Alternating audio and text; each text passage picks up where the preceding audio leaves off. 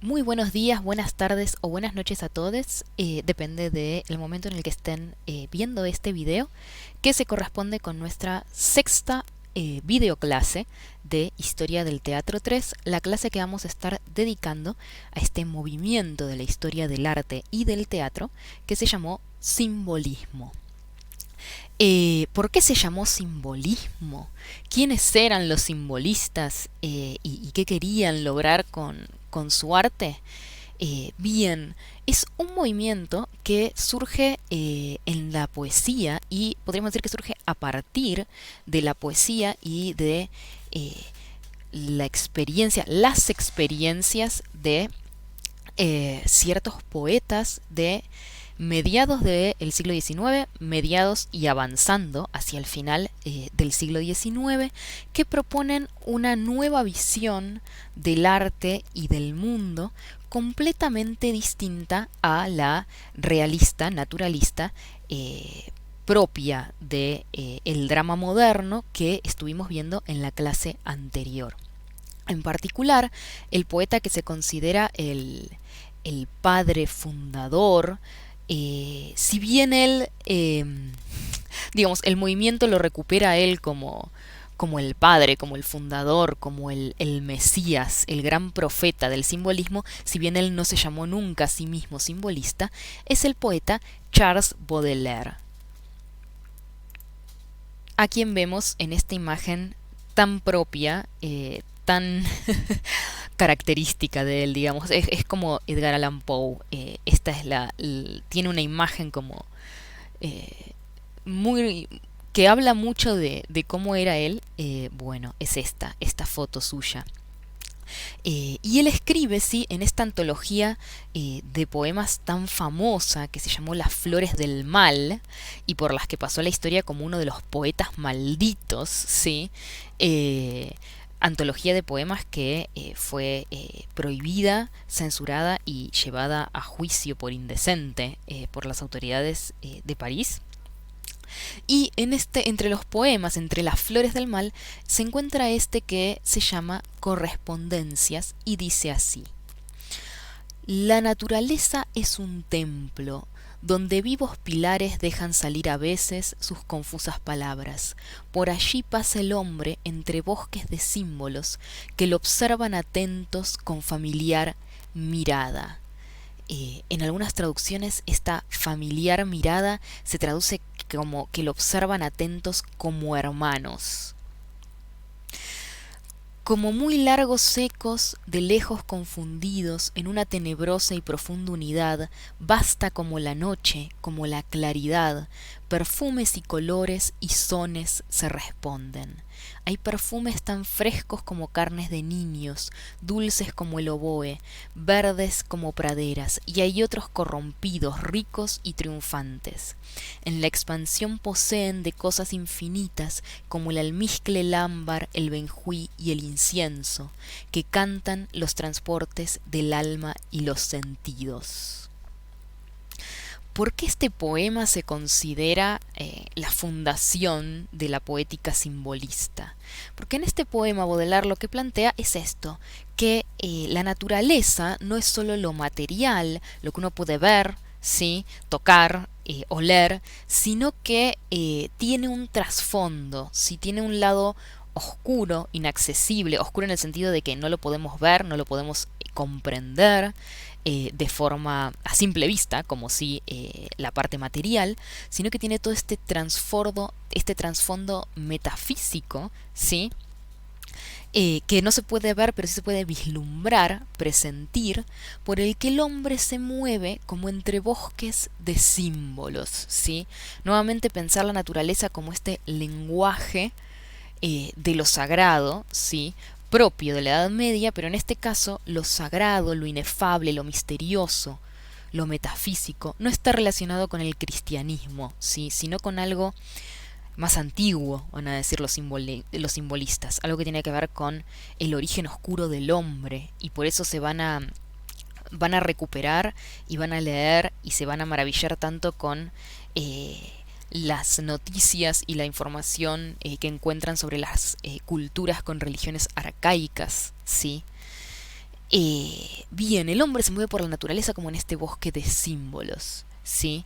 Como muy largos secos, de lejos confundidos. Esto que uno puede vislumbrar, pero nunca ver plenamente. En una tenebrosa y profunda unidad, como la vasta como la noche, como la claridad. Ahí el oxímoron, ¿no? Es vasta como la noche y también como la claridad. Las dos cosas opuestas se unen. Como también se unen, sí, en este tercer y cuarta estrofa, en una imagen sinestésica que apela a la comunión, a la mezcla, a la fusión de todos los sentidos. Perfumes y colores y sones, ¿sí? Se mezclan en este bosque de símbolos por el que el hombre se mueve y que no es otro que la naturaleza. Y es esta idea del mundo y esta idea del arte, de cómo hacer arte, ¿sí? Que van a retomar los simbolistas de Baudelaire. El otro gran profeta del simbolismo, ¿sí? Fue otro poeta maldito, mucho más joven que Baudelaire y que de hecho murió joven, pero mucho antes de morir abandonó la poesía a una edad jovencísima. Escribió sus mejores obras siendo un adolescente prácticamente, un hombre muy joven, y enseguida dejó la poesía y se fue a África a tener múltiples aventuras de las que no sabemos nada. Pero antes de irse, este joven de mirada soñadora que vemos acá, Arthur Rimbaud, escribió tres antologías de poemas, ¿sí? Pero sobre todo, las que van a ser como los manifiestos que van a recuperar los simbolistas, van a ser dos cartas que le escribió en 1871, sí, teniendo menos de 20 años, siendo un adolescente, a su profesor del instituto, del colegio. Le escribió estas cartas en donde él habla de su condición de poeta y de lo que implica ser poeta, y que pasaron a la historia como las cartas del vidente, de las que yo seleccioné estos fragmentos que dicen así: por el momento, lo que hago es encanallarme todo lo posible. ¿Por qué? Porque quiero ser poeta y me estoy esforzando en hacerme vidente. Ni usted va a comprender nada, ni apenas si yo sabré explicárselo. Ello consiste en alcanzar lo desconocido por el desarreglo de todos los sentidos. Los padecimientos son enormes, pero no hay que ser fuerte. Pero hay que ser fuerte, que haber nacido poeta, y yo me he dado cuenta de que soy poeta. No es en modo alguno culpa mía. Nos equivocamos al decir yo pienso. Deberíamos decir me piensan. Perdón por el juego de palabras. Yo es otro. Tanto peor para la madera que se descubre violín y mofa contra los inconscientes que pontifican sobre lo que ignoran por completo. Bien, en este breve párrafo hay varias cosas, ¿sí?, que nos van a servir para pensar el simbolismo, ¿sí? En primer lugar, esta idea de identificar al poeta, el poeta como el que escribe poesía, pero también como el creador, ¿sí? El pintor, el dramaturgo, el novelista, el poeta, como este artista total, eh, es un vidente. Vidente en el sentido literal, ¿sí? El que puede ver el más allá, puede comunicarse con el numen, con los espíritus, ¿sí? Que su vista trasciende lo material. Y en este caso, Rimbaud está recuperando esta idea griega, ¿sí? De que Laedo, el poeta, está poseído, ¿sí?, por los dioses en el momento de escribir su obra. Y su obra, por lo tanto, no es algo que sale de la condición humana del poeta, sino de su conexión con eso otro misterioso, con el numen, o en el caso griego, con las musas, con los dioses, ¿sí? Pero acá no habla directamente de los griegos, con lo cual deja abierto ese espacio del misterio a todo. Los dioses griegos, el dios cristiano, los dioses antiguos de las religiones africanas o indonesias o americanas, ¿sí? O una mezcla de todos, ¿sí? No hay un dogma del simbolismo. El misterio nunca deja de ser misterioso, nunca se le pone un nombre. Pero lo que sí se sabe es que el poeta tiene acceso a ese misterio y que en el momento de escribir su obra se encuentra poseído, ¿sí?, en contacto con eso que es lo otro. Y ahí viene esta frase tan famosa de las cartas del vidente: yo es otro. ¿Qué es lo otro? Lo absolutamente otro, la otredad total, es ese misterio, eso que no se puede explicar, lo inefable, que los simbolistas están vislumbrando, ¿sí?, y tratando de hacer participar del lenguaje poético que enarbolan. Si yo es otro, yo está poseído por el otro, se conecta con el otro.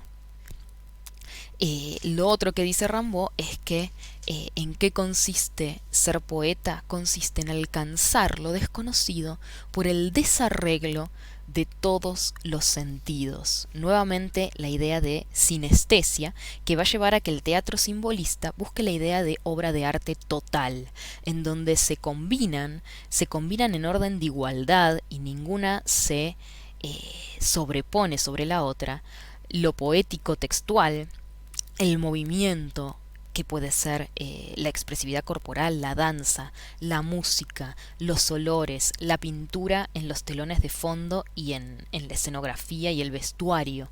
Todo se combina para lograr esta obra de arte total que debe causar un efecto sinestésico similar al esta revelación de lo desconocido a través de las correspondencias que menciona Baudelaire.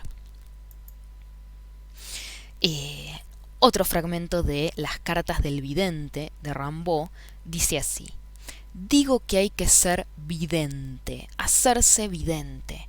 El poeta se hace vidente por un largo, inmenso y razonado resarreglo de todos los sentidos, todas las formas de amor, de sufrimiento, de locura, busca por sí mismo, agota en sí todos los venenos, para no quedarse sino con su quinta esencia. Inefable tortura en la que necesita de toda la fe, de toda la fuerza sobrehumana, por la que se convierte entre todos en el enfermo grave, el gran criminal, el gran maldito y el supremo sabio, porque alcanza lo desconocido, porque se ha cultivado el alma ya rica más que ningún otro, alcanza lo desconocido y aunque enloquecido acabara perdiendo la inteligencia de sus visiones, no dejaría de haberlas visto, que reviente saltando hacia cosas inauditas o innombrables. Ya vendrán otros horribles trabajadores, empezarán a partir de los horizontes en que el otro se haya desplomado. No me digan si en estas palabras no hay un eco de Hölderlin, ¿sí?, el romántico primigenio alemán, cuando hablaba de enfrentarse a las tormentas de Dios con la cabeza descubierta, ¿sí?, sabiendo el peligro de esa aventura, ¿sí?, y sabiendo que uno podía volverse loco en el intento, como de hecho es lo que le pasa a Hölderlin, y posiblemente lo que le pasó a Rimbaud, lo que lo lleva a abandonar la poesía para siempre, siendo aún muy joven. Posiblemente la locura de Hölderlin y el abandono, la deserción de Rimbaud vayan por el mismo lado, por esta idea de haberse enfrentado a lo desconocido, a la inefable tortura, sí, de los dioses, del numen, de lo misterioso, con la cabeza descubierta. Bien, bueno, el poeta es el vidente, el que se enfrenta a esta tortura para alcanzar lo desconocido, y que Rimbaud describe como el enfermo grave, porque el enfermo grave es el que percibe el mundo como si fuera la última vez, ¿sí?, y por lo tanto se fija en las más mínimas cosas. Solo el que sabe que puede morir, el que es consciente, porque todos vamos a morir, pero el que es consciente de la proximidad de la muerte, se fija en las más pequeñas cosas, en las texturas más sutiles, en los perfumes más imperceptibles, ¿sí?, y los atesora, porque son justamente esos, los tesoros de la vida. El gran criminal, sí, porque es el que va en contra de todas las reglas establecidas por la sociedad, el gran maldito, sí, poseído por el demonio, y el supremo sabio, finalmente, porque alcanza lo desconocido. Bien, Este es Rimbaud. Y habla, bueno, de esta idea también romántica de que todos los poetas escriben un único poema. Toda la poesía del mundo puede constituir, o sea, aporta a un único poema universal, con esta idea de que donde se haya desplomado el último maldito, el último vidente, ya vendrán otros a continuar desde el lugar donde él se ha quedado, él o ella. El poeta es pues robador del fuego, como Prometeo, ¿sí? Que le roba el fuego a los dioses y sufre las consecuencias. Lleva el peso de la humanidad, incluso de los animales. Tendrá que conseguir que sus invenciones se sientan, se palpen, se escuchen. Si lo que trae de allá abajo tiene forma, él da forma. Si es informe, lo que da es informe. Hallar una lengua. Por lo demás, como toda palabra es idea, vendrá el momento del lenguaje universal. Este lenguaje será el alma para el alma, resumiéndolo todo: perfumes, sonidos, colores, pensamiento que se aferra al pensamiento y tira de él. Si el poeta definiera qué cantidad de lo desconocido se despierta en su época dentro del alma universal, daría algo más: la fórmula de su pensamiento, la notación de su marcha hacia el progreso. Pero cómo inspeccionar lo invisible y oír lo inaudito, que recuperar el espíritu de las cosas muertas. Baudelaire es el primer vidente, rey de los poetas, un auténtico dios. Vivió, sin embargo, en un medio demasiado artista, y la forma que tanto le alaban es mezquina. Las invenciones de los desconocidos requieren formas nuevas.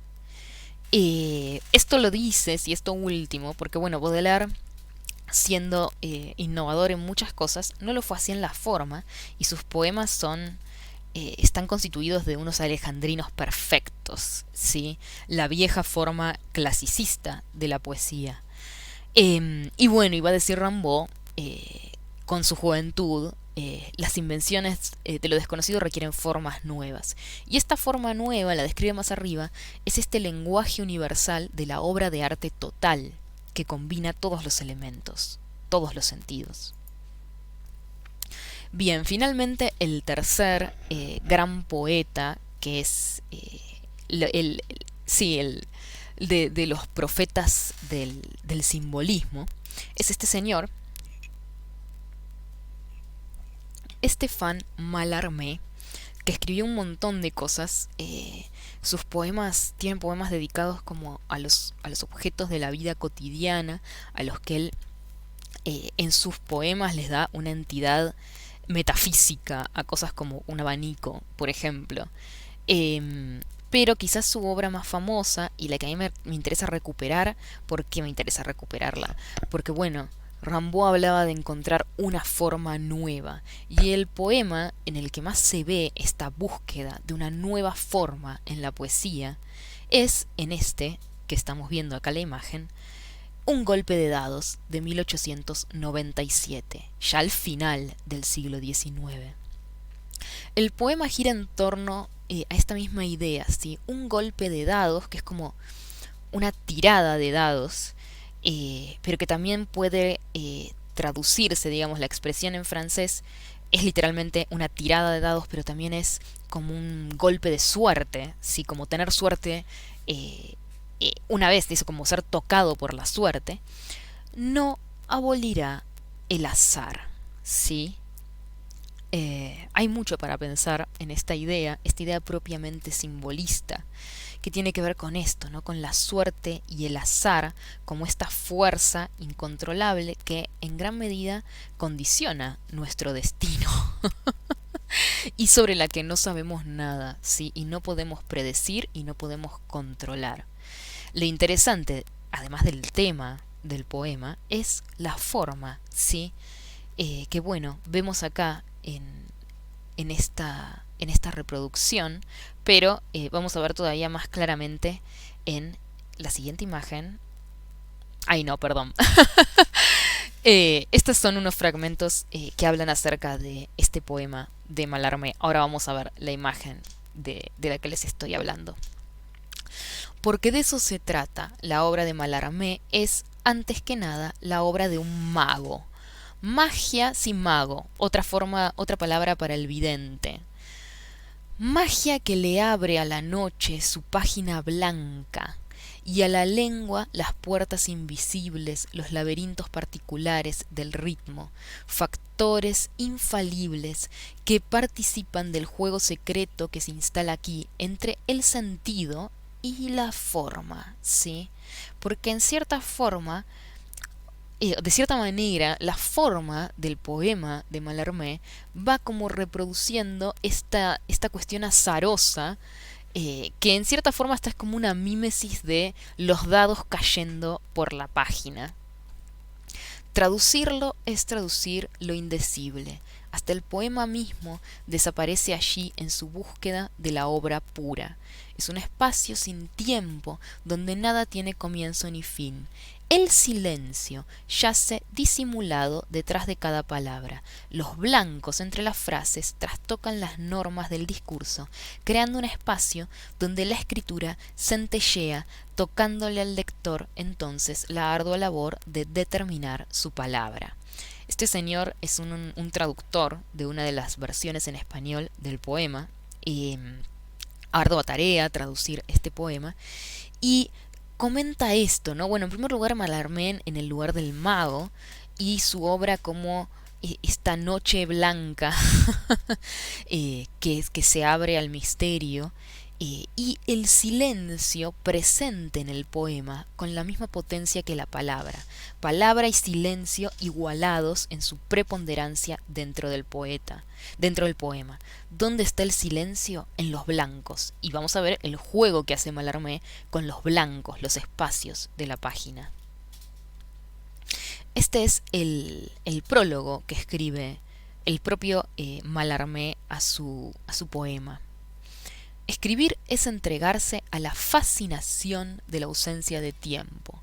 Nos acercamos aquí a la esencia de la soledad, que cada cosa se retire en su imagen y que el yo que somos se reconozca deshaciéndose en la neutralidad de un él sin figura. Nuevamente yo es otro, yo es la otredad pura, es el misterio, dejarse abandonar, diluir, ¿sí? Desaparecer en la otredad del misterio. El papel interviene cada vez que una imagen cesa o vuelve, aceptando la sucesión de otras, al no tratarse, como siempre, de trazos sonoros irregulares o versos. Se trata más bien de subdivisiones prismáticas de la idea, el instante de aparecer durante su concurrir en algún montaje escénico, espiritual, exacto. La imagen no es la imagen perfecta de la poesía, ¿sí? En los versos regulares, sino que es una subdivisión prismática que trata de hacer aparecer en un instante todas las facetas de una misma cosa, como el cubismo, por ejemplo, adelantándose al cubismo, que desarma un objeto y trata de presentar simultáneamente todas sus caras. Debo añadir que de este empleo desnudo del pensamiento con retiradas, prolongamientos y escapes y de su dibujo mismo resulta para el que quiera leer en voz alta una partitura, ¿sí? Este poema que si lo miramos puedes imitar, digamos, podría pensarse como que imita este caer de los dados sobre la página. También se puede leer como una partitura, ¿sí? Porque tiene su propia musicalidad. Y acá está invitando Mallarmé al efecto de la sinestesia, ¿sí? Las palabras en la página hacen dibujos, pero también hacen dibujos sonoros, ¿sí? Son una especie de música. Hoy, sin presumir del futuro que saldrá de aquí, nada, o quizás un arte, reconozcamos fácilmente que la tentativa participa de repente de las búsquedas particulares requeridas por nuestro tiempo, el verso libre y el poema en prosa, ¿sí? El verso sin rima y el poema que no se escribe con versos, sino en prosa, como los que había escrito, por ejemplo, Baudelaire. Dicha reunión se cumple bajo una influencia que sea extranjera, la de la música escuchada en el concierto. encontramos en ella varios medios, los cuales parecen pertenecer a las letras. Los retomo. El género se vuelve, como la sinfonía, poco a poco, al lado del canto personal, deja intacto el antiguo verso, al cual guarda un culto y atribuye el imperio de la pasión y los ensueños. Esta era la imagen de la que les hablaba al principio, ¿sí? El manuscrito de Mallarmé, de su poema Un golpe de dados, para que vean, digamos, como el trabajo en esto, en dibujar con las imágenes verbales, pero también dibujar con las palabras en la hoja blanca, dibujar con la letra, la caligrafía, el tamaño, la disposición en el blanco de la hoja. Fíjense, el juego de Mallarmé.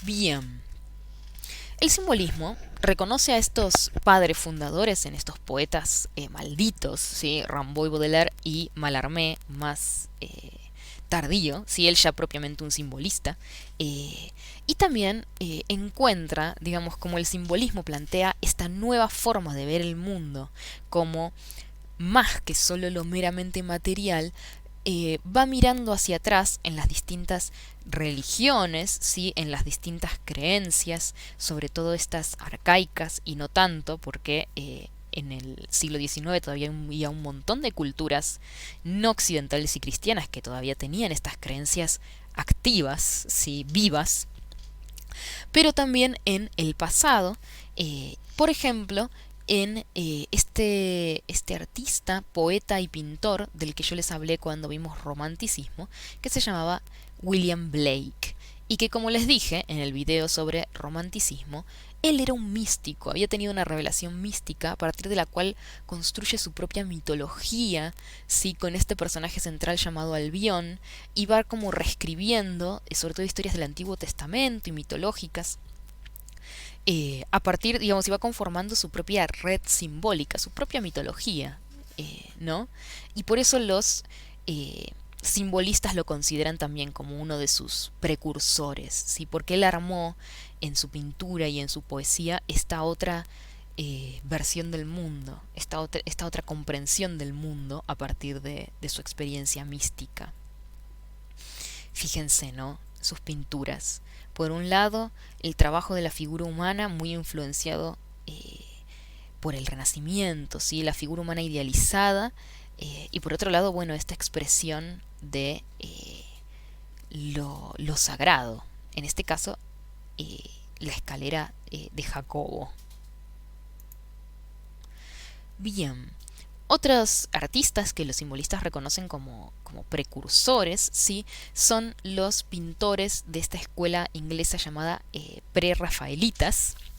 La escuela se llama prerrafaelismo, ellos se llaman prerrafaelitas, que justamente lo que están buscando es como un tipo de imaginería, ¿sí? De cosmovisión visual previa a Rafael, es decir, previa a que el Renacimiento alcance su perfección. Entonces abordan sus obras como desde una idea más medieval, y recuperan temáticas mitológicas, recuperan a Shakespeare, recuperan los mitos artúricos, como en el caso de Millet, que pinta esta maravillosa Ofelia. Ofelia, que va a ser la musa de Rimbaud también, ¿no? El gran maldito que encuentra su musa y la imagen de la belleza y de la poesía en un cadáver, ¿sí? En el cadáver de una muchacha ahogada. Bien, el otro gran artista prerrafaelita, Dante Gabriel Rossetti, y les quería poner estas dos figuras, ¿sí? De un lado, una imagen religiosa, ¿sí? Que nosotros ya vimos un montón de pinturas de este mismo tema, que es la Anunciación, cuando el arcángel Gabriel llega a avisarle a la Virgen María que va a tener un hijo de Dios. Y del otro lado, un tema mitológico, ¿sí? En este caso, Proserpina, con Proserpina es la diosa de la primavera que fue secuestrada por el dios de los infiernos, con la granada en la mano, la granada que es lo que la condena a quedarse en el infierno.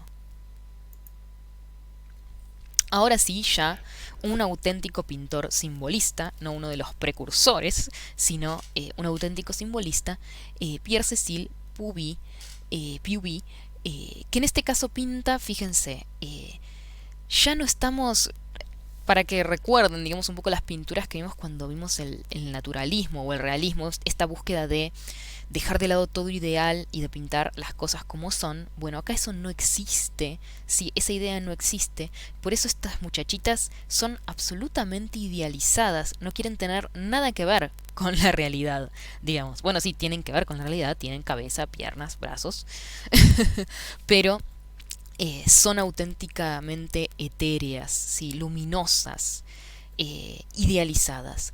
Todo lo opuesto a la Olimpia de Manet que vimos en el último video, que presentándose como una diosa aparecía como la más mundana de las prostitutas adolescentes. Estas muchachas son completamente, sin llamarse diosas, sin llamarse Olimpia, Venus, ¿sí? Sin llamarse María, ¿sí? Son imágenes de la pureza, de la belleza, absolutamente idealizadas. Y acá, dormida, por eso las muchachas, estas jóvenes doncellas pueden estar tan tranquilas retosando y jugando en el campo, está dormida la alegoría de la muerte.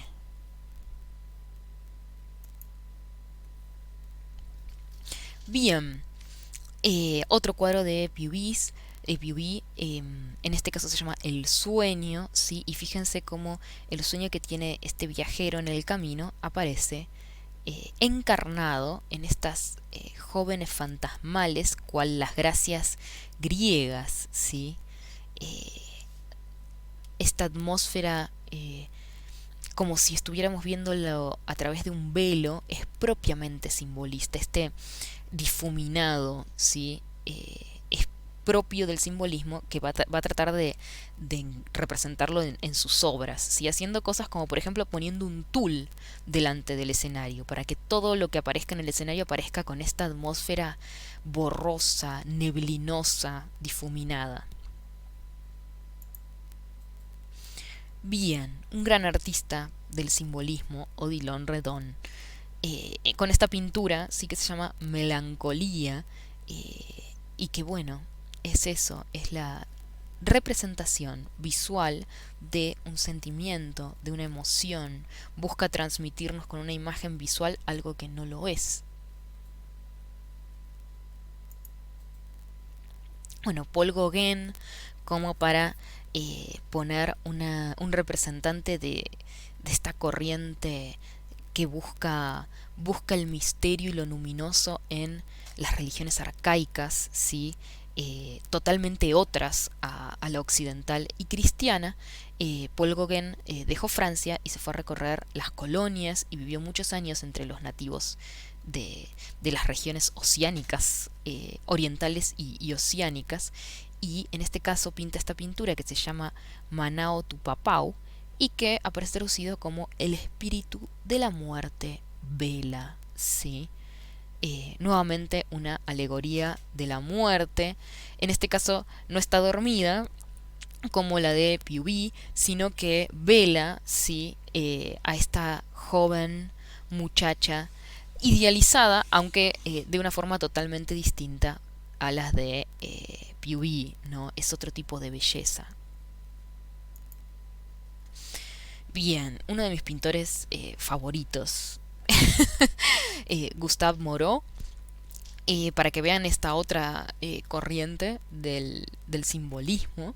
En este caso, como los pre-rafaelitas con este trabajo del detalle y de la figura humana, eso que busca como la minuciosidad del detalle. Fíjense en los cabellos, ¿no? En las plumas de la esfinge, en todos estos adornos en los que está puesto el vellocino de oro. Pinta dos temas mitológicos, ¿sí? De un lado Jasón y Medea y del otro lado Edipo y la esfinge. Eh, para que vean que los simbolistas no se quedaban, como decía, no se quedaban con ningún dogma, los mezclaban todos, temas relacionados con el Antiguo Testamento, temas de religiones arcaicas o otras, como Gauguin, o la nunca desgastada mitología grecolatina. Bueno, esta esfinge es maravillosa. Otro Edipo y esfinge.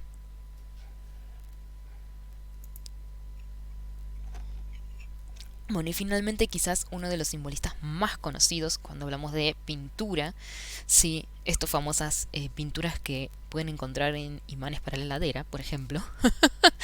Em, en este caso es Gustav Klimt y les traje, bueno, una cosa fascinante de Klimt es cómo recupera estas formas, ¿sí? No figurativas propias de el arte antiguo bizantino, ¿sí?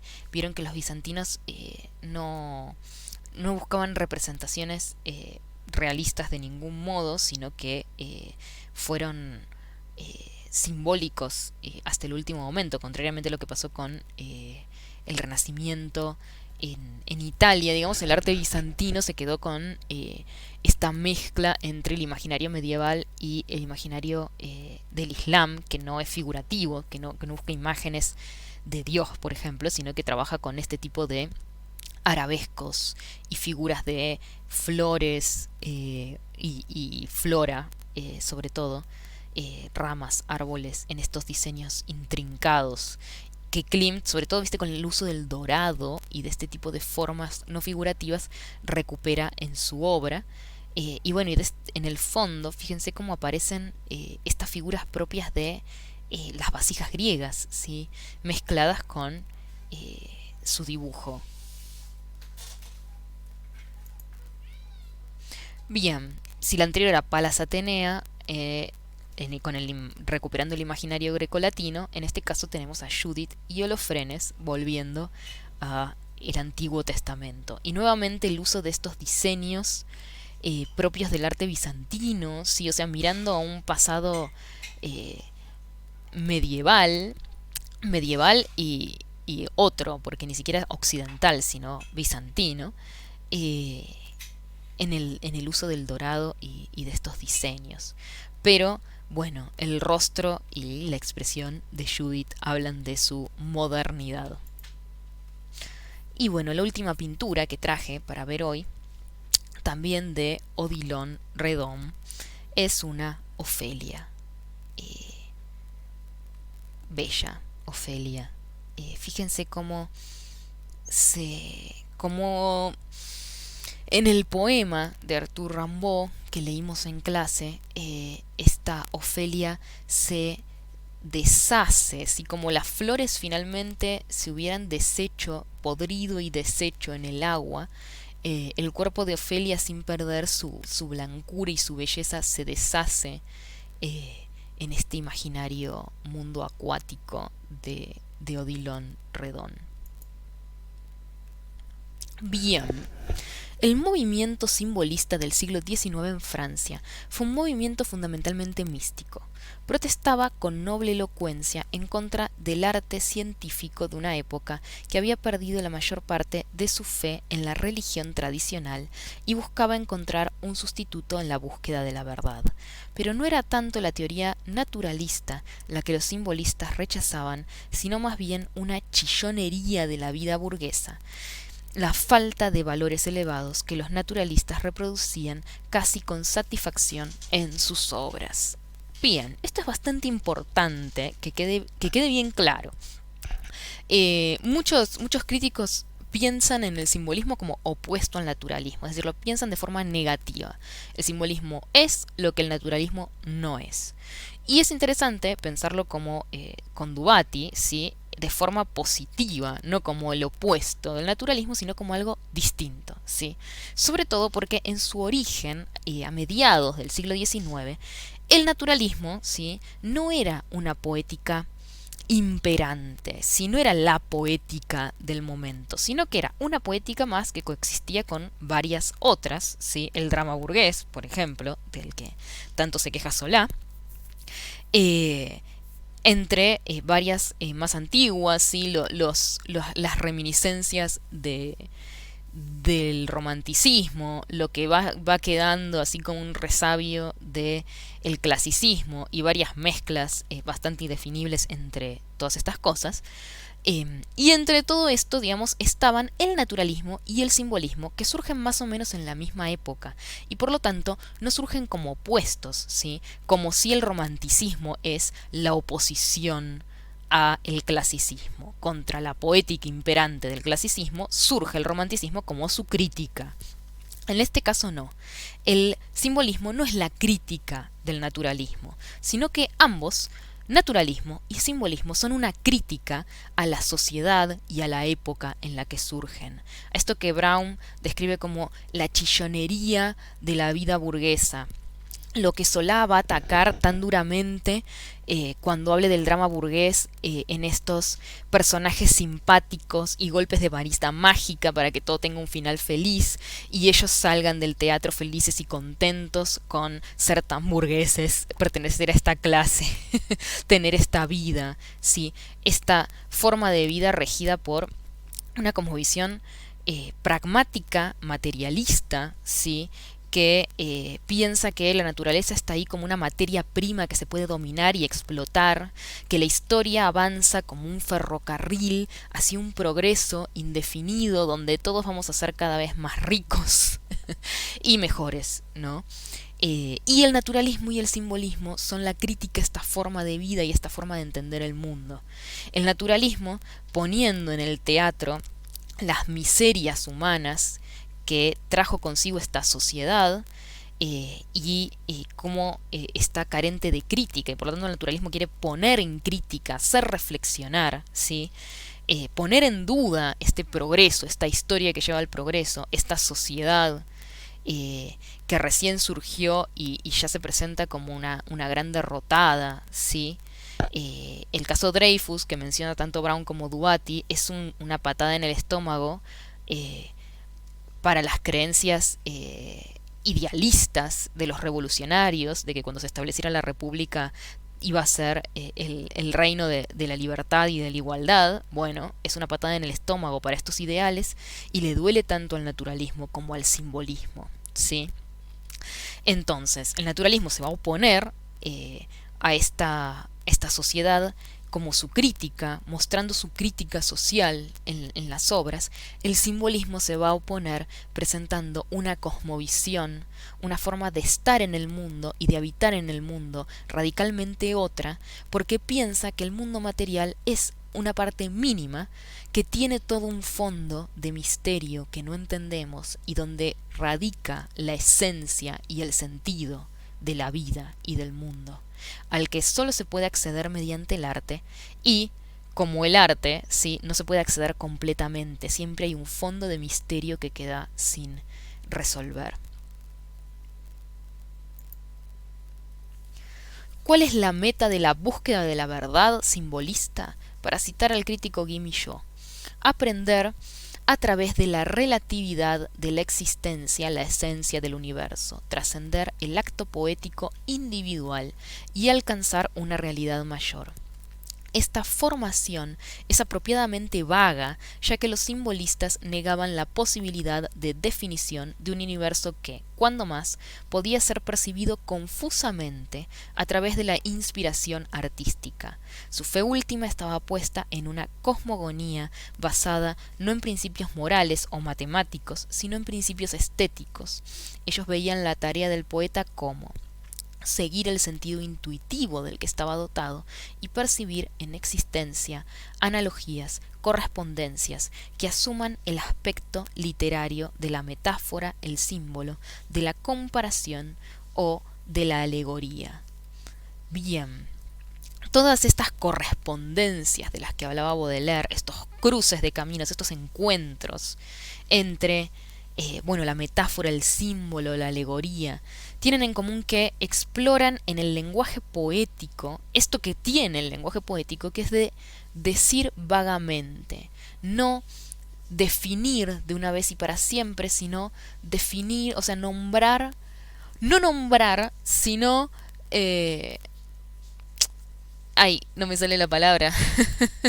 O sea, no nombrar algo, sino describirlo sin terminar de decir lo que es, darle vueltas alrededor sin señalarlo directamente, ¿sí? Que en cada palabra quede un fondo de duda, un fondo de vaguedad, y en ese fondo de duda y ese fondo de vaguedad es donde se puede vislumbrar la esencia. Bien, esta imagen no tiene muy buena definición, pero la dejé igual porque me parece maravillosa.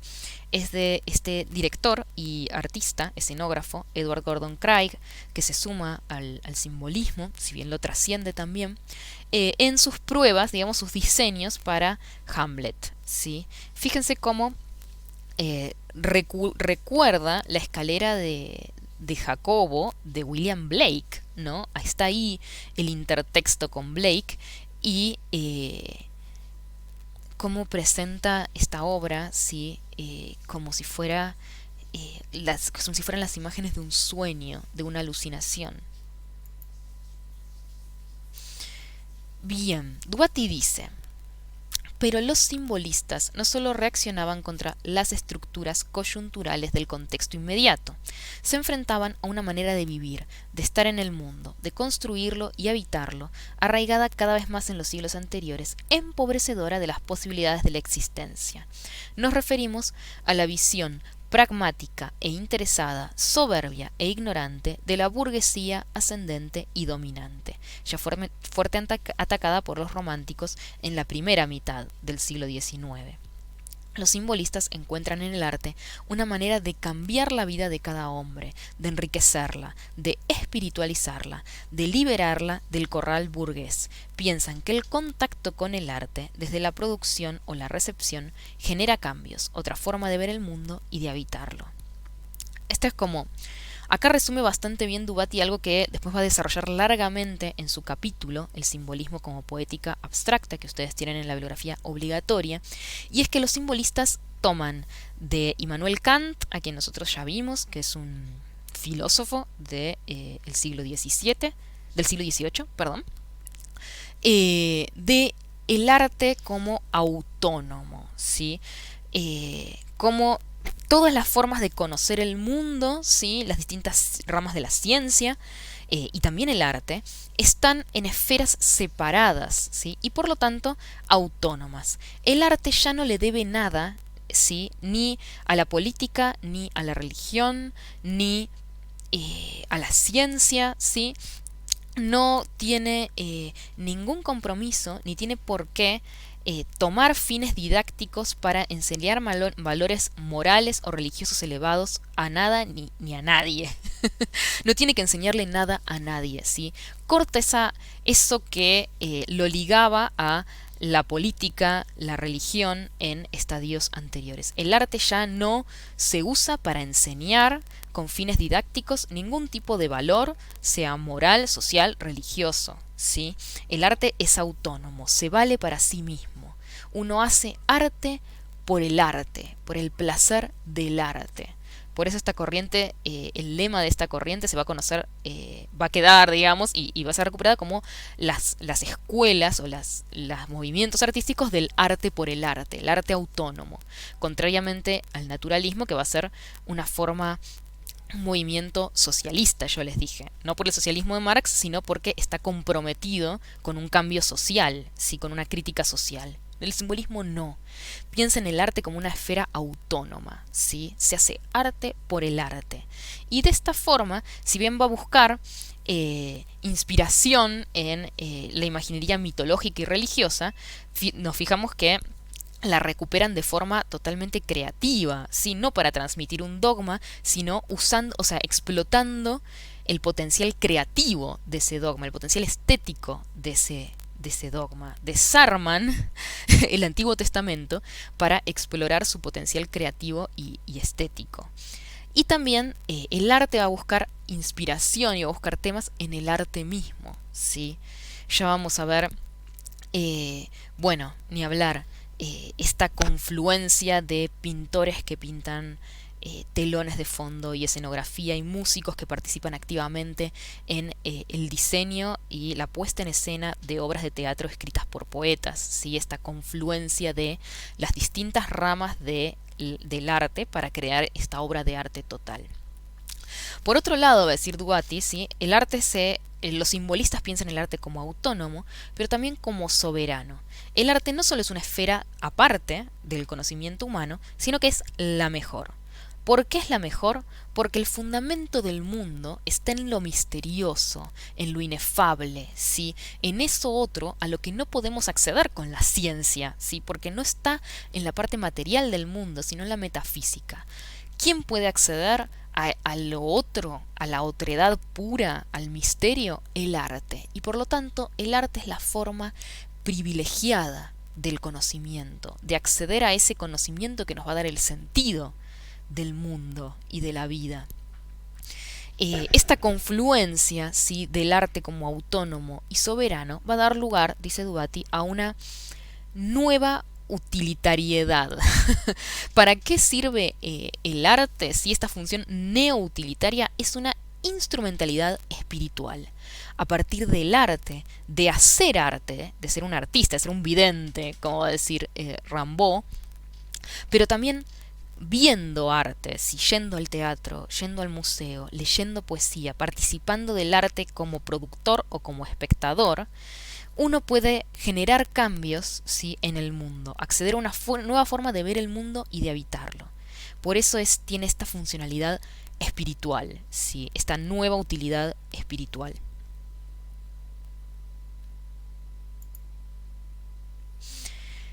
El arte, dice Duati, es para los simbolistas a la vez una actividad del hombre en referencia a lo metafísico, una encarnación afirmativa de lo metafísico y una manifestación hierofánica, materia espiritualizada, escritura de lo sagrado. El arte no debe adecuarse a la empiria ancilarmente, sino expresar lo que está más allá, el orden metafísico. En conjunción con lo metafísico, el arte ofrece una revelación de sí. La naturaleza del arte no puede ser escindida en su vinculación tanto con el trabajo humano como con el mundo metafísico. Acá reside la idea de símbolo, de la que viene la palabra simbolismo. El símbolo, a diferencia de la alegoría, es una expresión material, ¿sí?, creada por el hombre. Esto no es innegable, es algo que se puede ver, se puede tocar, se puede oler quizás, ¿sí? Sea una pintura, un poema, una melodía o todo junto en una obra de teatro. Si es algo material, existe en el mundo material y fue creado por el hombre, pero al mismo tiempo es una encarnación, una materialización de lo metafísico, participa de lo metafísico, hay una parte de eso metafísico que reside, ¿sí?, en eso que es material, y por lo tanto es una manifestación hierofánica. Hierofánico viene del griego hieros y phanein, que es la presentación, la manifestación de el hieros, que es lo sagrado, ¿sí?, ese numen, eso otro, ¿sí?, lo inefable. Es decir, el símbolo es algo que en lo que confluyen, se entrecruzan, ¿sí?, como en las correspondencias de Baudelaire, ese cruce de caminos entre lo material y lo divino, y en lo que esa materialidad se transforma en hierofánica, en expresión de lo que está, de lo que la trasciende, de lo que está más allá de lo material. Por lo tanto, va a decir Duati, para los simbolistas el arte, la obra de arte, es hierofánico, expresión de lo divino, y jeroglífico, ¿sí?, que viene de la misma raíz, hieros, y en este caso graphein, escritura de lo sagrado, ¿sí?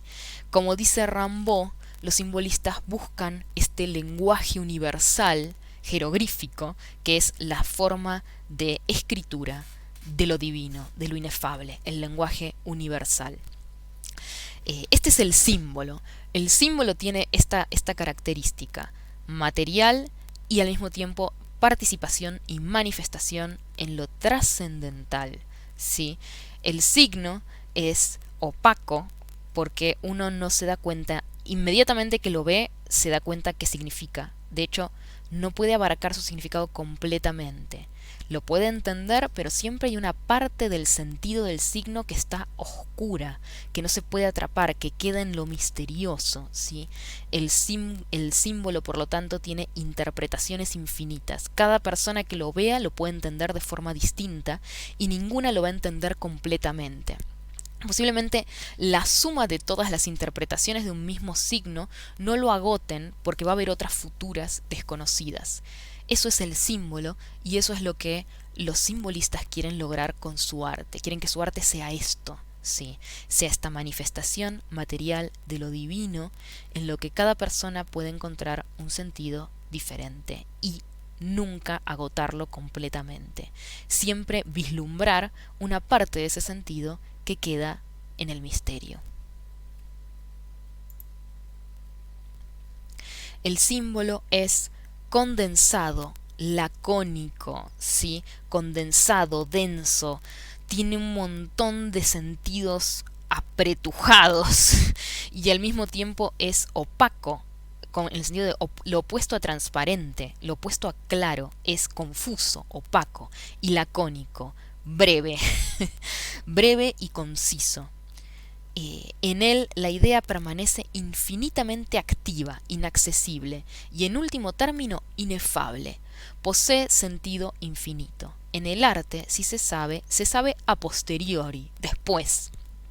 A partir del análisis, siempre incompleto, limitado, provisorio, del territorio poético elaborado.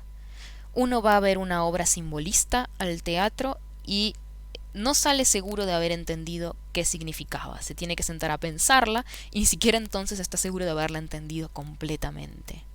De esta manera, la infraciencia, y con esto Dubati hace referencia a los límites del conocimiento, lo que uno no sabe, se complementa con las tres modalidades referenciales: construcción de opacidad, de oclusión o de ausencia. ¿Sí? La infraciencia en el arte simbolista, ¿sí?, es justamente eso, que la obra, cuando ve una obra simbolista, sale consciente de lo que no sabe, de los límites de su conocimiento, y se complementa con la construcción de opacidad, de oclusión o de ausencia. En el primer caso, se dificultan los medios de acceso al referente para poner el acento en esa dificultad como variable epistemológica. Es decir, esto que les decía. Uno va a ver una obra de teatro simbolista y no está seguro de a qué se refiere, qué significa, qué quiere decir, cuál es el referente, de qué me está hablando. Me puede estar hablando de una cosa como de otra, ¿sí? Como las pinturas que veíamos recién.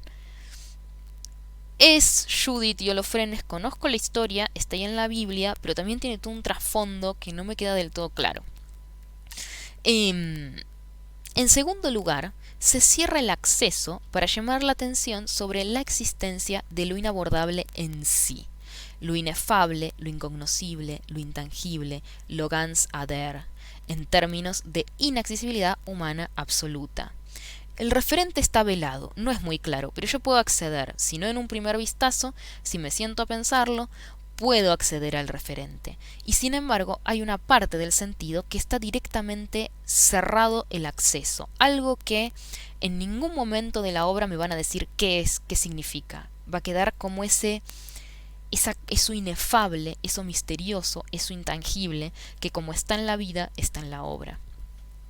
El tercero se constituye en un dispositivo vacío que invita a ser completado. Es decir, las obras de arte simbolistas son opacas, no se entienden fácilmente, tienen este hueco de sentido, pero es un hueco de sentido que invita a ser llenado, invita al espectador a que complete ese hueco con su propia interpretación.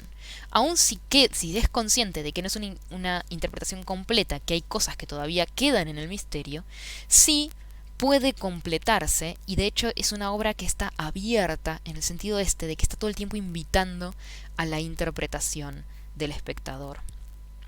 Opacidad, oclusión y ausencia constituyen las modalidades de esta poética jeroglífica. Bien, estos son unos fragmentos de el prólogo que escribe Maurice Maeterlinck, que es el gran dramaturgo simbolista. Nosotros hablamos de los precursores del simbolismo en la poesía y en el arte. Bueno, el gran dramaturgo simbolista es Maurice Maeterlinck, que fue un escritor, también ensayista, escribió muchos ensayos muy interesantes: La inteligencia de las flores, La vida de las abejas, eh, y sobre todo dramaturgo belga, ¿sí? De finales del siglo XIX. Y acá le puse unos breves fragmentos de, bueno, de hecho no tan breves, bastante extensos fragmentos de un prólogo que él, ya siendo un dramaturgo maduro, escribe para una compilación de sus obras de juventud, de sus primeras obras. Nosotros en la bibliografía en el corpus de la unidad 3 que dedicamos al simbolismo, tenemos dos obras de Maeterlinck. Una que pertenece a este primer periodo, a su juventud, el que es más propiamente simbolista, ¿sí?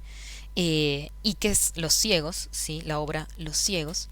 Y una obra que pertenece a un segundo momento de su obra, que es El pájaro azul. Un momento más optimista, podría decirse, de la obra de Maeterlinck. Bien, Los ciegos es de 1890 y El pájaro azul es de 1908, ¿sí? Para que vean la diferencia en años entre ambas obras.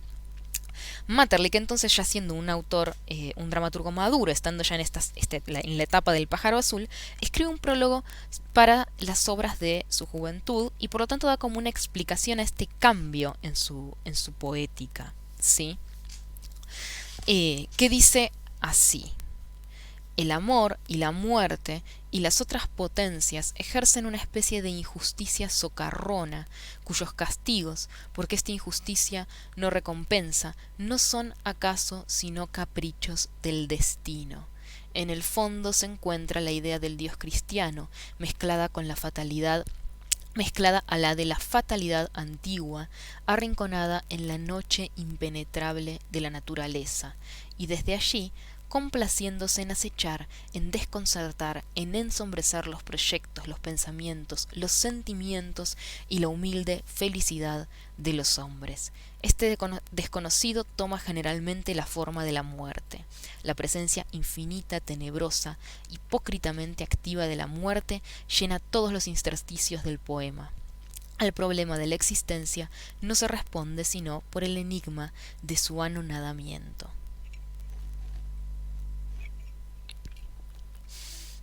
Bien, acá habla Maeterlinck, digamos, de estas obras de su juventud, entre las que está Los ciegos como un ejemplo destacado, ¿sí? Y habla de esto otro, el misterio, lo inefable, ¿sí? Y lo describe como una conjunción del Dios cristiano, posiblemente el Dios cristiano del Antiguo Testamento, que no es un Dios de amor y comprensión como el del Nuevo Testamento, sino es un Dios más próximo a los dioses antiguos, ¿sí? Con su crueldad y manifestaciones de poder desmensurado, mezclada con la fatalidad antigua, es decir, con el destino de la tragedia griega, ¿sí? Que se complace en hundir a los hombres, en hacerlos caer de la felicidad a la desdicha, ¿sí? Como va a decir Aristóteles en su Poética, arrinconadas en la noche impenetrable de la naturaleza. Y bueno, y desde allí se dedican a echar abajo todos los proyectos, los pensamientos, los sentimientos y la humilde felicidad de los hombres, ¿sí? Acá está muy presente esta idea del destino, del fatum de los griegos, lo que lleva a Edipo al horror de la revelación de todos los crímenes, ¿sí? Por ejemplo, pero también al Dios cristiano del libro de Job, que por una apuesta con el diablo le saca todo y lo deja en la nada, lo deja en la más absoluta de las miserias. Y esto en el en la noche impenetrable de la naturaleza, la mayoría de las veces toma la forma de la muerte. La muerte como esa presencia infinita, tenebrosa que acecha las almas de los personajes. Acá, bueno, es una buena descripción de Los Ciegos, la obra que nosotros tenemos como ejemplo, ¿sí? Tenemos a estos 12 ciegos en esta isla que aparece en el medio de la noche, ¿sí? Porque los ciegos no la pueden ver, pero porque es en la mayoría de las representaciones y corresponde a la atmósfera que plantea la obra, está velada, uno no lo ve como a plena luz, sino que es el ocaso, está cayendo el sol, se está cerrando la noche y por lo tanto la isla permanece en las sombras, en lo misterioso, no es algo que podamos ver, como los ciegos no la pueden ver, ¿sí? Y la tienen que percibir a partir de todas estas efectos sinestésicos que participan de la obra, cuando los ciegos hablan de el ruido del mar, del olor de las flores, hablan del frío y que los empieza a quejar, y tiene estos momentos poéticos donde hablan de que pueden sentir la luz, pueden sentir el calor de la luz o el frío de la luz de la luna, pueden escuchar las estrellas, dicen este tipo de cosas, los ciegos, que recuerdan al poema de Baudelaire.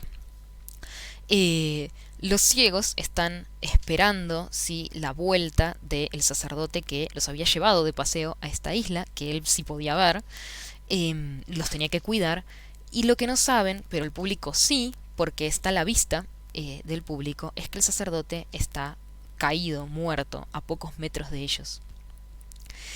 Con lo cual es una espera vacía de sentido. Están esperando a alguien que no va a volver y que el público sabe que no va a volver porque está muerto. ¿Sí?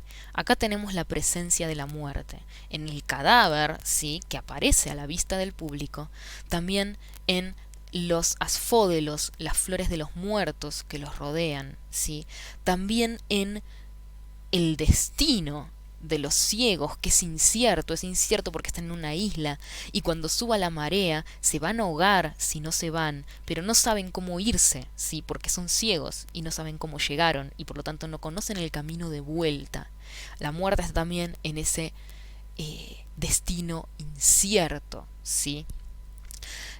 Pero quizás sobre todo la presencia de la muerte, aunque no ya la muerte como esta alegoría dormida que aparecía en las pinturas que vimos, ¿sí?, la de Puvis, también la de Gauguin, sino la idea de la muerte como fatalidad, como destino, como algo que acecha sin ser visto, algo que no entendemos del todo, que es un misterio, como esta presencia que los ciegos perciben, ¿sí?, perciben el ruido, perciben una presencia de alguna forma que los rodea, que percibe también el bebé, que puede ver pero no puede hablar y no deja de llorar.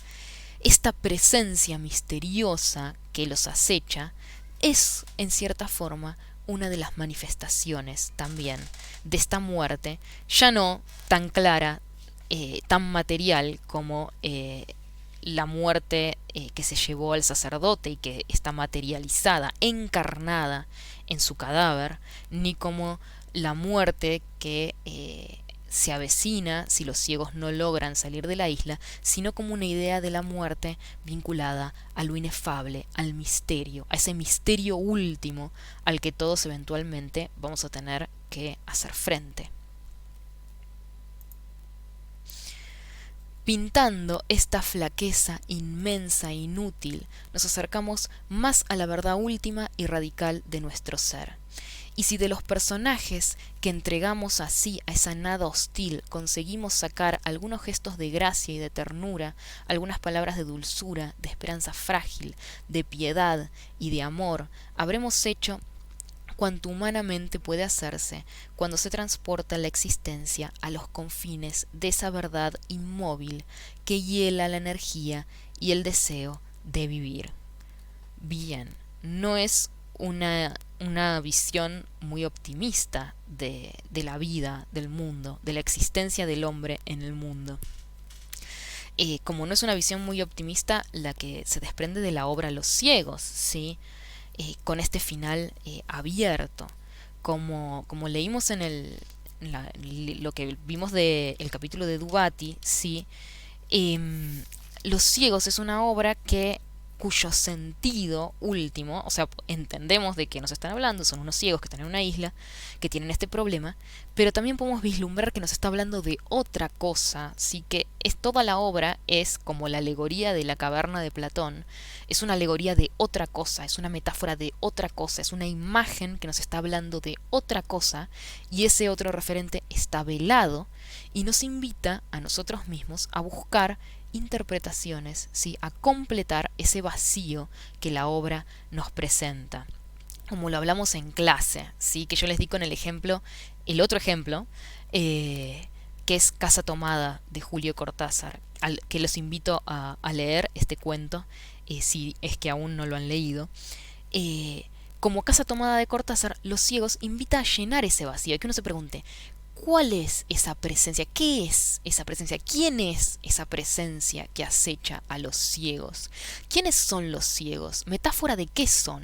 ¿En el lugar de qué están? ¿Sí? Y que bueno, y uno como público, como lector, como audiencia, complete ese vacío de sentido, sabiendo que nunca va a alcanzar el sentido último, que la suya siempre va a ser una de las muchas interpretaciones posibles. Jorge Luis Borges habla de Maeterlinck, ¿sí? Como es característico en Borges, en una frase muy breve condensa ideas muy complejas, ¿sí? Y cuando habla de estas dos etapas de la obra de Maeterlinck, dice lo siguiente. Maeterlinck al principio explotó las posibilidades estéticas del misterio. Quiso descifrarlo después.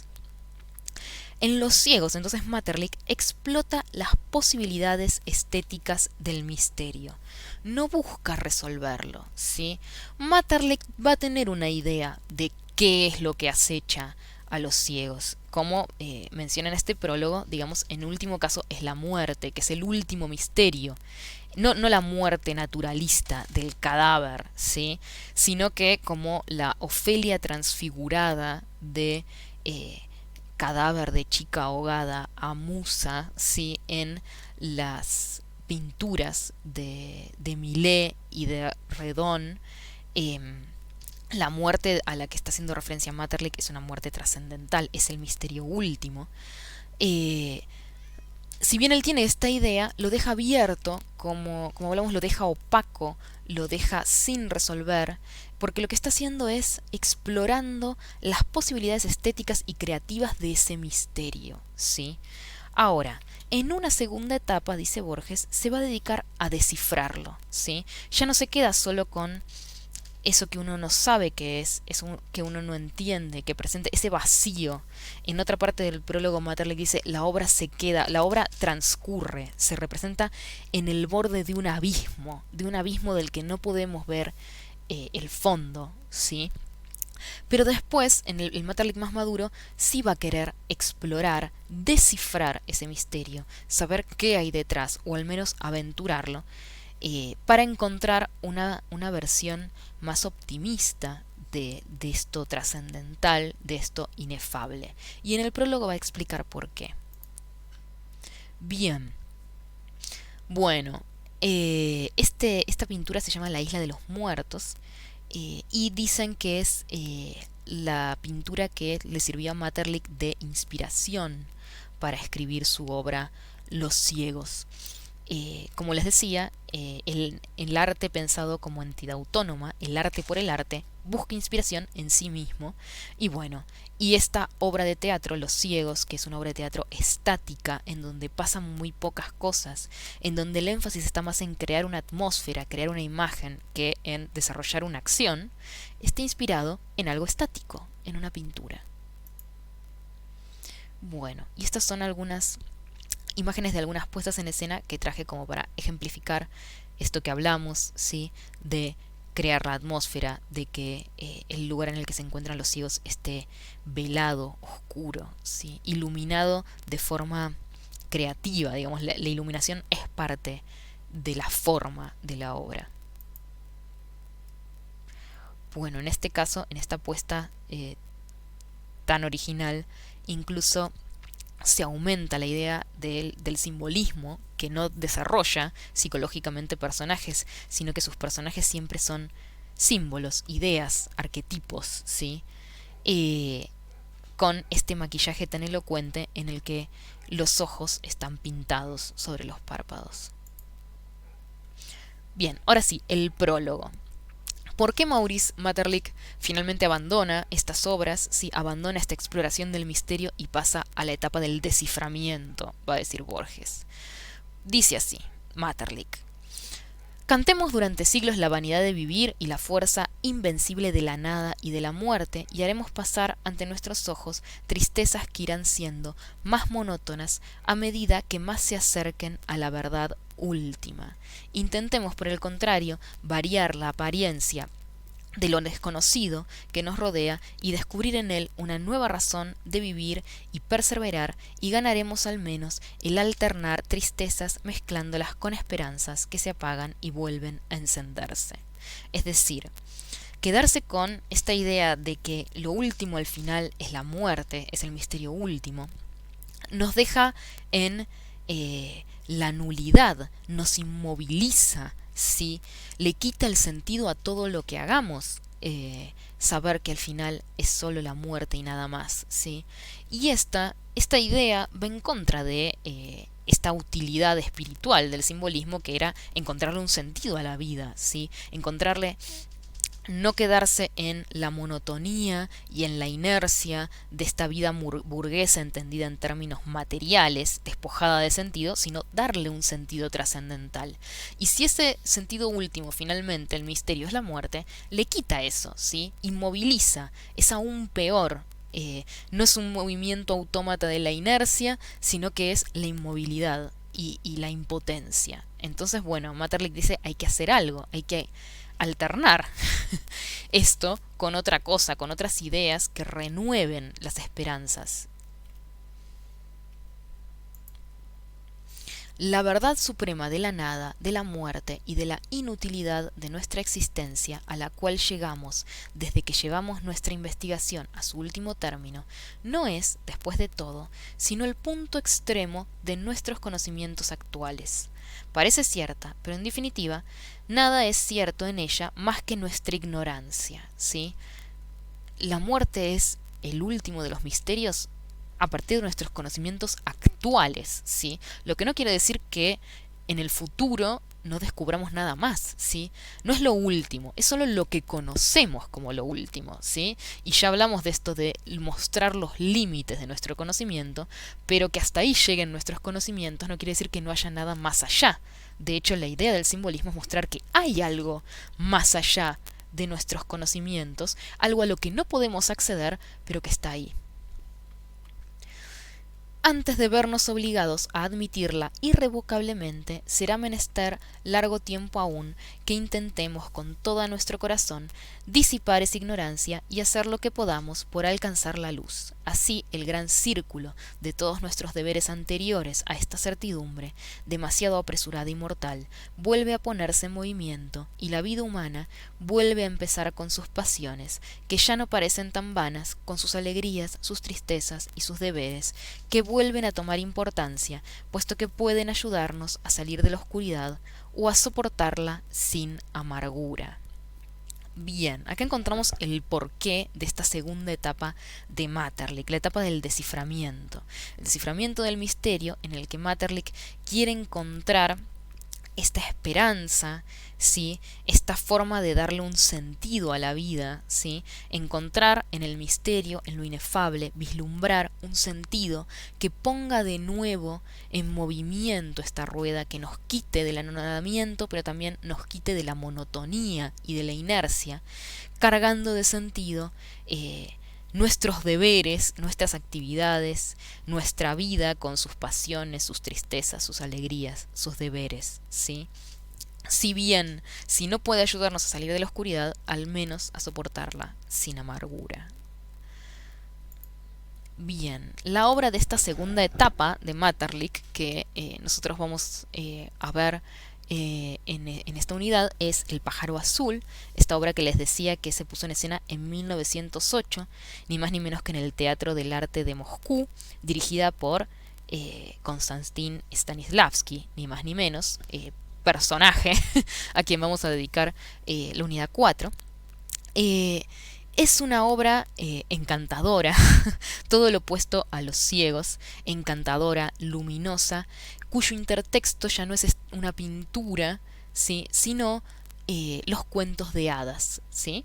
Y como en todos los cuentos de hadas vamos a encontrar este cruce de caminos, va a decir Tolkien, entre el mundo material de las personas y fantasía, el mundo de las hadas.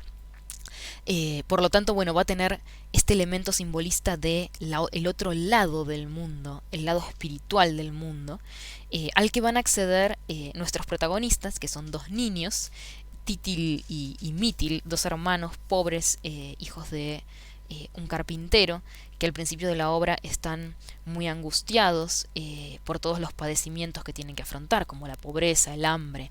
Ven enfrente de su casa una fiesta de Navidad iluminada, llena de comida, de regalos, y ellos se tienen que contentar en su casa de campesinos pobres.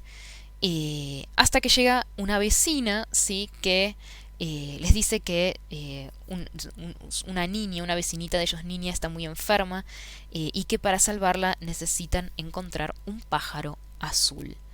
Eh, Después resulta que esta vecina no es ni más ni menos que un hada, el hada Belune, nunca me acuerdo su nombre. Es un hada que les va a dar acceso a distintos mundos que ellos van a tener que recorrer en búsqueda de este pájaro azul, mundos que son mágicos y mayormente alegóricos, ¿sí? El mundo de la noche, el mundo del futuro. Hacer frente a distintos desafíos, ¿sí? Ya no es un teatro estático, sino que tiene una trama complicada, llena de acción. Es este camino del héroe en lo que los protagonistas van a tener que enfrentar distintas dificultades, atravesar muchas pruebas y superar estas pruebas los va a llevar a un crecimiento personal, ¿sí? Los niños que entran en estos mundos fantásticos, mágicos, alegóricos, que entran en fantasía, diría Tolkien, no son los mismos que salen. Un año después o una noche después, no sabemos si esa es la parte que queda misteriosa. ¿Fue todo real o fue todo un sueño? ¿Existió realmente este viaje o fue solo parte de el sueño de los niños? ¿O fue las dos cosas? ¿Sí? Una cosa no anula la otra para nada. Un viaje fantástico que uno atraviesa en un sueño vale igual que uno que atraviesa por mundos fantásticos en la realidad, entre grandes comillas, si el cambio es real, si lo que uno se trae de ese mundo es real. Porque lo que finalmente se traen estos niños... Ay, disculpen, estaba buscando acá en mi libro el nombre del hada y no lo encuentro. Así que, bueno, me lo olvidé. No pasa nada. Después en los comentarios de este video lo anoto bien. Qué loco que acá en mi libro aparezca como el hada, finalmente. Bueno, no pasa nada. Lo que... lo importante que traen los niños de este viaje que hacen a través de estos distintos mundos en el que hablan con sus abuelos muertos y entonces en cierta forma descifran el misterio de la muerte o encuentran como una especie de respuesta para lo que hay después de la muerte, así esta idea del desciframiento de Borges, y hablan con sus hermanitos por nacer, ¿sí? Y ahí descifran el misterio de la vida.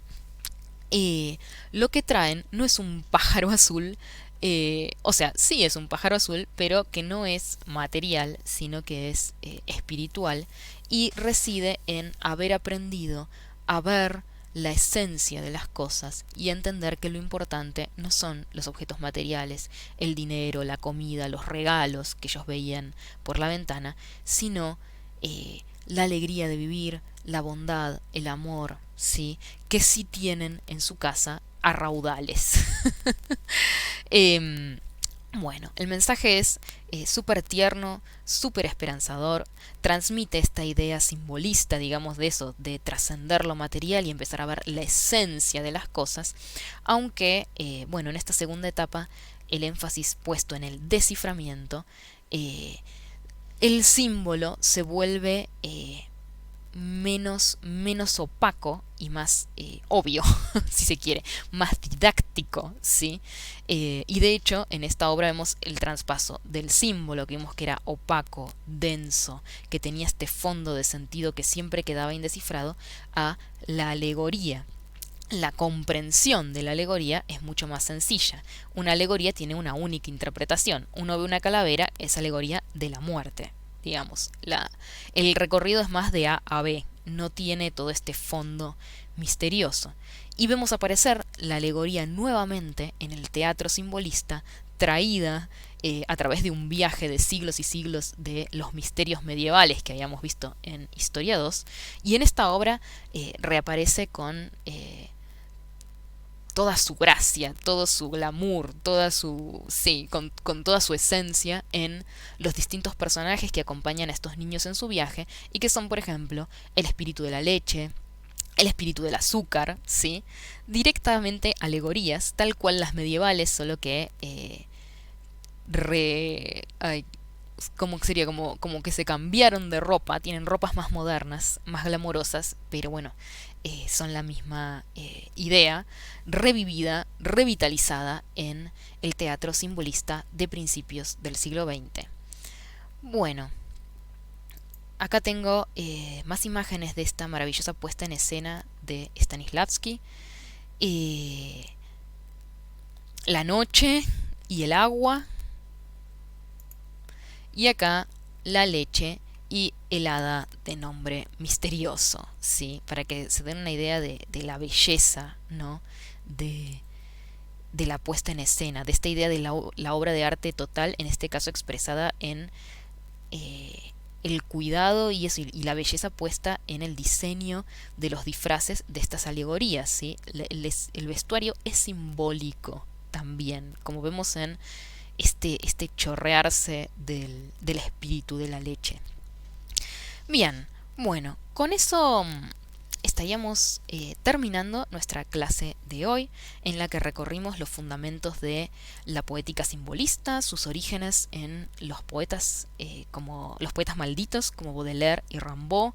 Vimos a Mallarmé con su golpe de dados, vimos las pinturas, un recorrido por las ideas simbolistas en las pinturas, incluso en autores que no eran simbolistas, como Blake, pero que fueron inspiración para los simbolistas.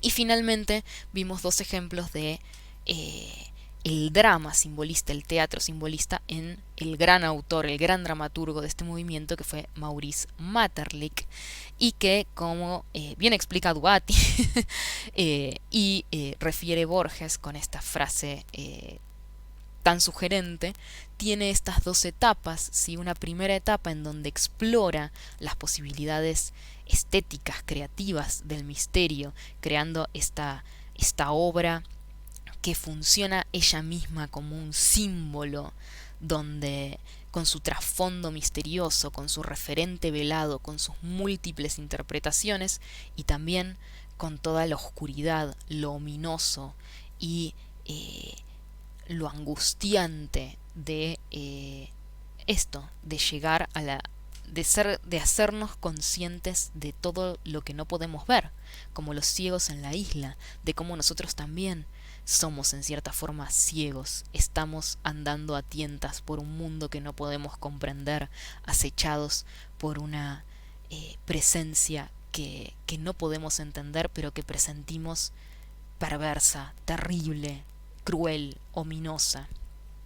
Y esta segunda etapa, la etapa del desciframiento, mucho más esperanzadora, en la que Maeterlinck toma como referente los cuentos de hadas para marcar este cruce de caminos entre el mundo material y el mundo fantástico, estos varios mundos alegóricos donde los niños Titil y Mitil, los hermanitos Titil y Mitil, atraviesan por distintos mundos, se enfrentan a distintos oponentes, resuelven y tienen éxito en distintas pruebas para finalmente volver a su casa, a su cama, habiendo pasado un año o una noche, para encontrarse con que descubrieron una forma nueva de ver el mundo, de habitar el mundo, de sentir el mundo, eh, encarnada, materializada en este símbolo al que Maeterlinck se va a referir como el personaje sublime, que es el símbolo regidor de la obra, que es ni más ni menos que el pájaro azul, lo que los niños buscaban y que finalmente encontraron en el lugar donde habían empezado. Bueno, eso fue todo por hoy, espero que les haya gustado y nos escuchamos en la próxima clase.